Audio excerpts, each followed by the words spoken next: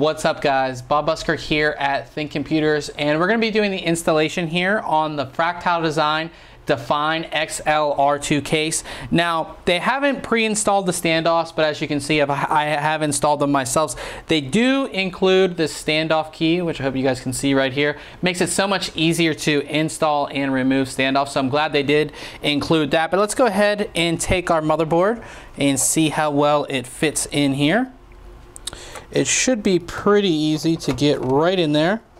And I'm looking at all of the holes here on the standoffs and everything lines up perfectly. So what we're going to do now is go ahead and secure our motherboard with screws. You can also see there is a ton of room in here. This is a very large case. So, you know, if you have a large CPU cooler or something like that, you're not going to have a problem getting, you know, your motherboard in here correctly without having to move things around. Now it's time for our hard drives, and we'll be installing two different types of hard drives. We have our normal 3.5 inch SATA drive, and we have a 2.5 inch solid state drive. Now, you can take out the top hard drive cage if you like, as you can see here, if it makes things easier, but these do have trays. So in our case, we're really not going to have to, you know, completely remove any of the cages here. Now you can go ahead and take out a tray. Now there's no tool system here, so you're gonna have to screw in each one of these. Now for the 3.5 inch drives, you're going to line up with the large, I'll show you here in just one second. You'll have to line the holes up here with these large rubber grommets here and screw them in. Now for the 2.5 inch drive, it's pretty much the same thing except for you use the different holes. So on this one, you're gonna use the holes here, and they are labeled B. So the ones that are labeled B are for your 2.5 inch drive. So what I'm gonna do is I'm gonna go ahead and screw these in and show you how easy they are to slide back in. Now you can see I have both drives properly installed on the trays here.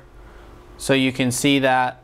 And they're just, you know, just as easy to put back in. You can just go ahead and simply slide them and they'll lock into place. The 2.5 inch drive, as you can see, I used the smaller screws and the B holes right there.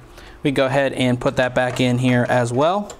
And we're ready to move on to the next step. Optical drive installation is pretty easy here. So you pick which bay you want to use, and they have these easy release latches here. So you just go ahead and simply slide it out just like that. Take your drive here, put it in from the front, and you want to make sure it lines up, and we're lined up with the front of the case, which looks to be right about there. As you can see, it looks perfect, flush with the front of the case. And then, you know, this is not a tool system, so you're just going to go ahead and, you know, secure your drive with screws on each side. Now we are on to power supply installation. Now you will notice this fan right here. If you have a very long power supply, you're not going to be able to make use of that fan, so you'll have to take it out. But we have a power supply that's a little bit longer than normal, and it's still going to fit pretty well. So I'm just going to go ahead and put it in. There is nothing really to worry about with power supply installation.